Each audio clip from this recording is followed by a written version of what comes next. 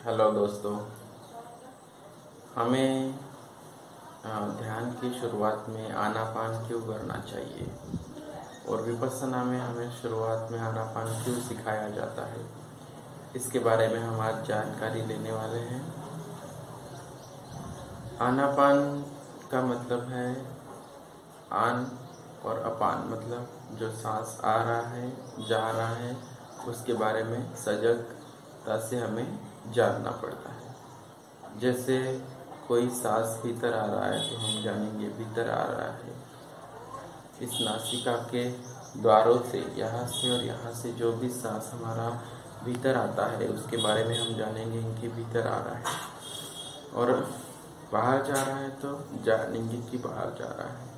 हमें नासिका के द्वारों पर यहाँ पे हमें ध्यान केंद्रित करना पड़ता है, क्योंकि जैसे कोई पहरेदार जहाँ पे बैठे रहता है कि जानता है कि कौन अंदर आया बाहर आया, उसी तरह से हमारे पूरे माइंड को आंखें बंद करके हमारा पूरा माइंड हमें यही चीज़ के ऊपर लगाना है, नासिका के द्वारों पर, क्योंकि वहाँ से ही श्वास भीतर आता है और बाहर जाता है।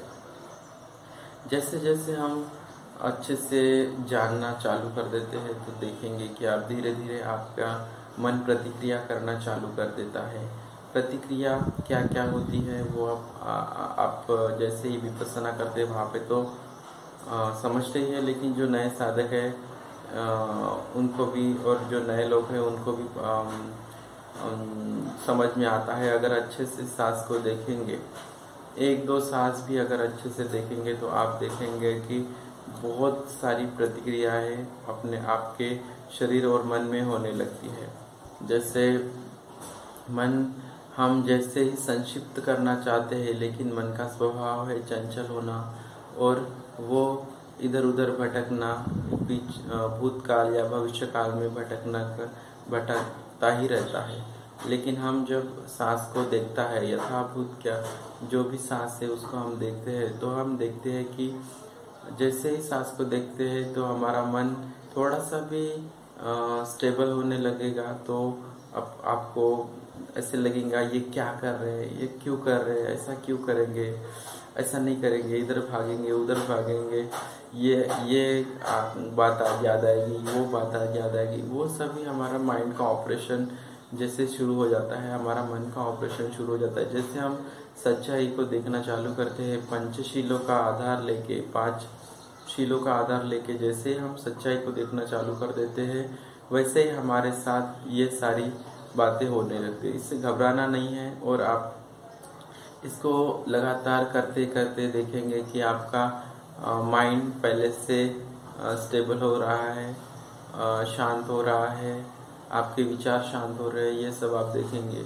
लेकिन ये समाधि का अभ्यास हो गया। इसके साथ ही हमें आगे बढ़ते हुए प्रज्ञा का अभ्यास करना पड़ता है, और प्रज्ञा से ही हमारी विमुक्ति का मार्ग होता है।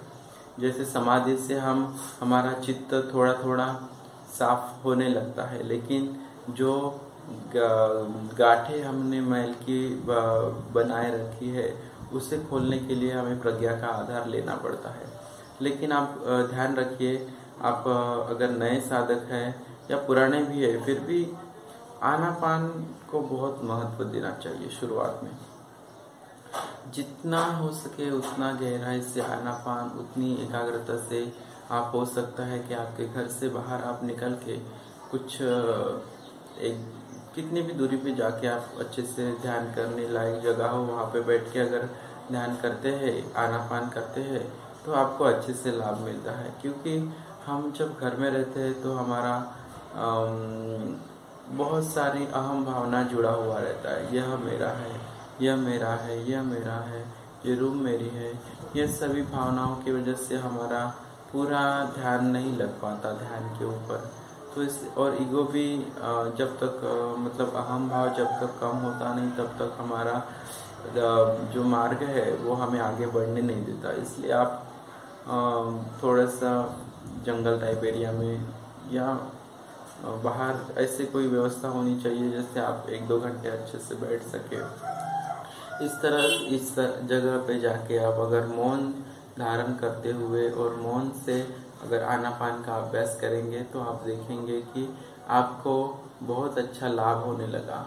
और आप थोड़े बहुत आपकी कमाई से कमाए हुए पैसों से कुछ चावल लेके जाइए और वो चावल को ऐसे ही डाल दीजिए, मेडिटेशन से पहले या बाद में भी डाल सकते हैं। जो कुछ कोई भी खा लेता है तो आपको उसका पुण्य मिलता है। इस तरह से हमें 10-12 मिताओं को भी पूरा करना पड़ता है। लेकिन आप आनापान के ऊपर फोकस करें और जो भी परेशानियाँ आती है वो कमेंट में बताइए, मैं आपको समाधान करने की कोशिश करूँगा। और ये वीडियो आपको अच्छा लगता है तो चैनल को सब्सक्राइब कीजिए। ऐसे ही टॉपिक पे हमें बात करने के लिए कमेंट में बताइए और सब्सक्राइब कीजिए, लाइक कीजिए। चलिए, आपका दिन शुभ हो, आपका मंगल हो, खूब मंगल हो, सुखी हो। ठीक है, मंगल हो, सुखी, खूब मंगल हो, सुखी हो।